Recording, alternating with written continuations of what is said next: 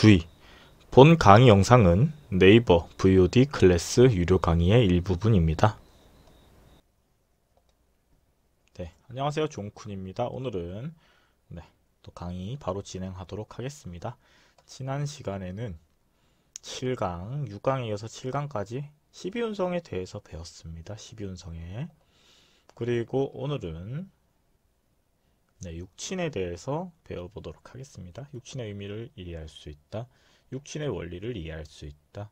사주 육친에 적용할 수 있다. 육친을 해석할 수 있다. 일단 전체적인 맥락은 이렇다. 설명을 드리고요. 다음에 따로 육친은 워낙 방대하잖아요. 그렇기 때문에 이제 뭐 블로그나 유튜브로 보는 거는 한계가 있어요. 그렇기 때문에 구체적으로 비견에 대해서 이제 한 파트를 만들고 겁재에 대해서 한 파트를 만들고 이런 식으로 아마 10가지 이상 만들 것으로 보입니다. 경우에 따라서 1시간 이상이 되면은 상하로 나누어서 2편으로 강의를 진행할 것 같아요. 육친이 조금 방대하고 어떻게 보면은 4주의 꽃이라고 볼 수 있는 3대장이라고 볼 수 있죠. 육친이 용신, 격국, 그리고 그 다음에 중요한 게 육친이에요. 그렇기 때문에 뭐 전체적인 맥락은 오늘 강의에서 설명해 드릴 거고요. 짜잘짜잘한 내용들은 간단하게 설명해 드릴 수 있지만 이제 방대한 부분은 아무래도 진행을 따로따로 해야 될 것 같아요.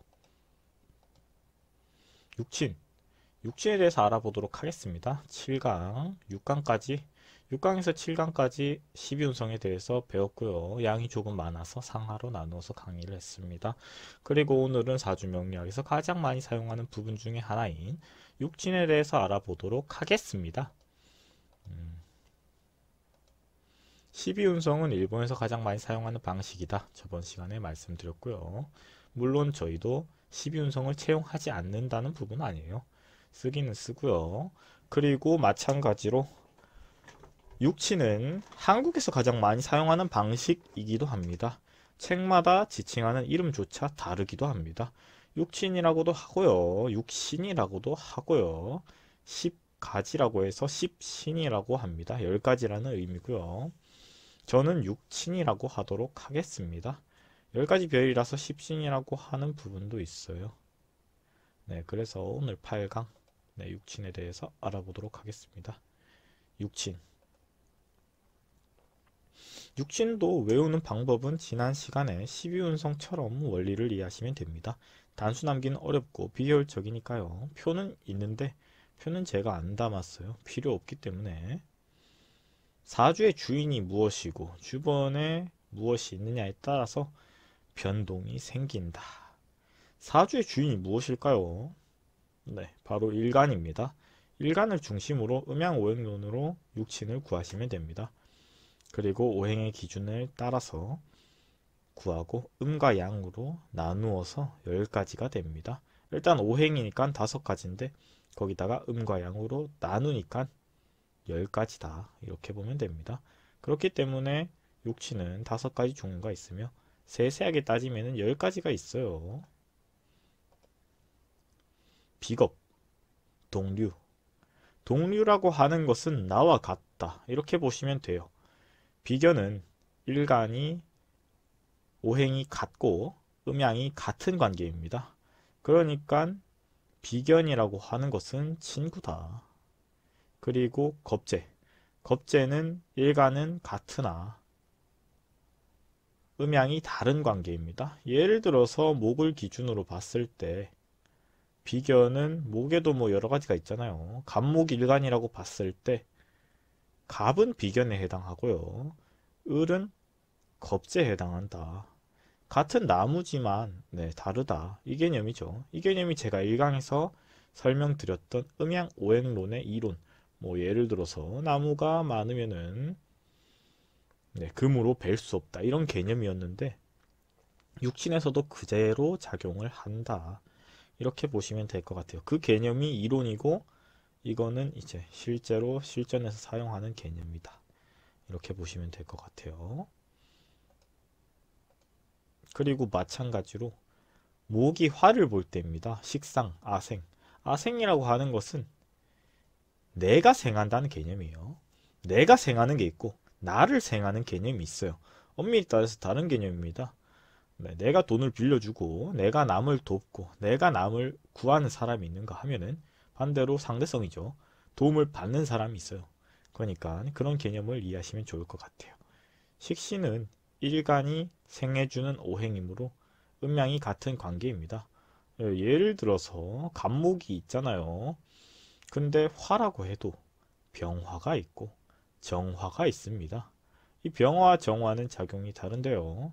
간목일간이 봤을 때 이제 내가 생해주는 오행이지만 생해주는 거는 목생화를 하기 때문에 화에 해당하지만 같은 오행인가 다른 오행인가에 따라서 같은 오행의 경우에는 식신, 다른 오행의 경우에는 상관이다.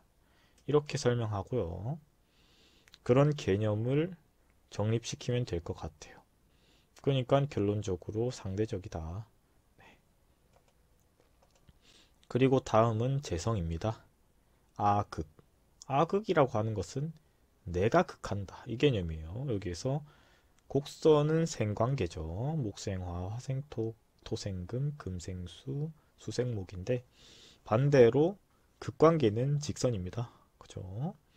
목이 토를 볼 때 내가 극하는 위치죠. 내가 극하는 게 뭐다? 돈이다. 그리고 내가 극하는 게 뭐다? 남자는 여자를 재성으로 보기도 하죠. 그렇기 때문에 그렇긴 하나 오행이 같으면은 편제고요. 오행이 다르면은 정제가 됩니다. 그런 개념 이해하시면 좋을 것 같아요. 다음은 관성입니다. 관성 같은 경우에는 내가 극하는 게 아니라 나를 극하는 겁니다. 에너지 흐름이 반대예요. 그렇기 때문에 극아라고 하고요. 내가 극을 받는 위치다. 금이 목을 볼 때는 금극목하기 때문에 나를 극하는 위치에 해당하죠. 그리고 관성은 대표적으로 봤을 때 직업이라고 볼 수 있고요. 여자 같은 경우에는 남편에 해당하기도 합니다. 그리고 금은 목으로 봤을 때 금은 음양이 같은 관계이면은 편관이라고 하고요. 반대로 다른 관계이면은 정관이라고 해요. 그렇기 때문에 그런 부분까지도 참고하시면은 정관이 있고요. 편관이 있는데 조금 다르다. 이렇게 이해하시면 좋을 것 같아요.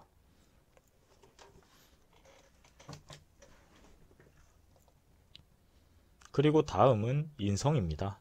인성 같은 경우에는 생아. 다시 말해서 내가 생하는 게 아니라 생을 받는 위치죠. 그렇기 때문에 내가 생을 받는다. 이렇게 이해하시면 좋을 것 같아요. 생을 받기 때문에 가장 대표적인 부분에서 본다면은 어머니라고 볼 수 있습니다. 어머니는 나를 도와주는 입장이다. 이렇게 보는 것도 가능하세요. 그리고 그렇기는 하나 네, 수 같은 경우에 목이 봤을 때는 네, 인성에 해당하고요. 인성이나 인수나 같은 의미입니다. 정인과 편인, 정인과 편인을 같이 아울러서 하는 말이 인성이고요. 그렇게 놓고 본다면은 수는 수지만 음양이 같은 관계이냐 다른 관계이냐에 따라서 편인이 될 수도 있고요. 정인이 될 수도 있어요. 그렇게 이해하시면 좋을 것 같아요.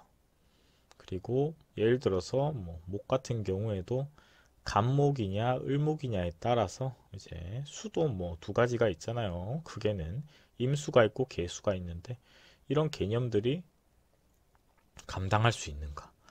예를 들어서 단순하게 보면은 을목은 꽃이고 간목은 나무인데 간목 같은 경우에는 나무니까 물이 들어와도 좋다. 혹은 을목은 꽃이니까 감당할 수 없다.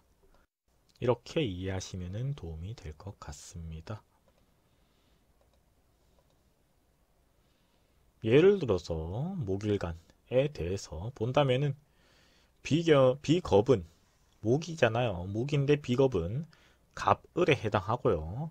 비견은 간목 기준, 간목이고 목은 목이니까 간목과 간목은 비견입니다.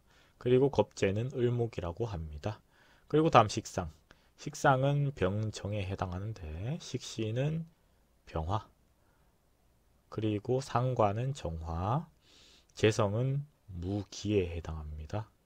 무토와 기토를 의미하는데요. 그렇기는 하나 또 세분화를 시키면은 편재는 무토, 정재는 기토다.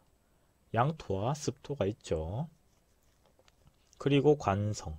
관성은 경과 신입니다. 하지만 편관은 경금, 전관은 신금. 인성 역시 마찬가지. 임수와 계수가 있으나 편인은 임수, 정인은 계수입니다. 그리고 마찬가지로 일간이 바뀌면은 위치가 바뀐다. 이렇게 보시면 돼요.